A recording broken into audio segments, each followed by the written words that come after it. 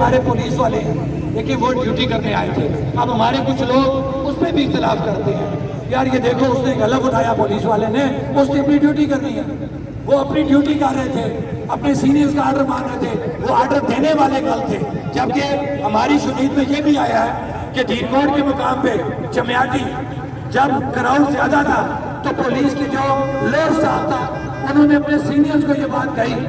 کہ اس وقت اس کراؤڈ کو جانے دیں, انہوں نے کوالہ جا کے رکنا ہے. تو ہمارے وہاں پہ جو بڑے بدماش بنے ہوئے پولیس کے آفیسر تھے, جو بڑے بدماش بنے ہوئے ایڈمنسٹریشن کے آفیسر تھے, جو کسی اور پے رول پہ کام کر رہے تھے, کیونکہ ان کو یہ ہدایت تھی کسی اور طرف سے کہ آپ نے بہر صورت یہاں پہ انتشار پیدا کرنا ہے. تو وہاں پہ کہا گیا بڑا دلیر پولیس کا آفیسر ہے کہ نہیں, ہم آخری دم تک لڑیں گے, اس وقت تک ہم ان کو روکیں گے جب تک ہم تھکتے نہیں ہیں. تو مجھے یہ بتایا جائے کہ کیا آگے لوگوں نے پھر چوڑیاں پہنی ہوئی تھی کہ آپ لوگوں کو گولیاں ماریں,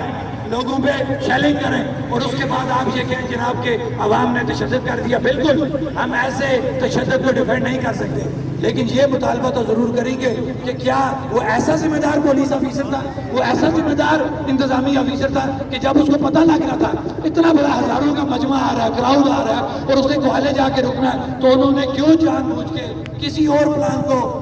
تقویت دیتے وہاں پہ راستہ روکا اور ہماری قیمتی جانوں کا نقصان ہوا. وہ چاہے ہمارے پولیس کے بھائیوں کو تکلیف ہوئی, پولیس کے ہمارے بھائی شہید ہوئے, یا ہمارے سول لوگ شہید ہوئے, ان تمام کا جو ذمہ دار ہے وہ پولیس اور وہ انتظامی آفیسر ہے کہ جنہوں نے جان بوجھ کے اس کراؤڈ کو وہاں پہ روکا اور یہ تمام جو وہاں پہ تشدد کروایا, جس کی ہم پرزور مذمت کرتے ہیں. اب دعا کیا ہوگی, اس کے بعد یہ کلوزنگ ہو جائے گی.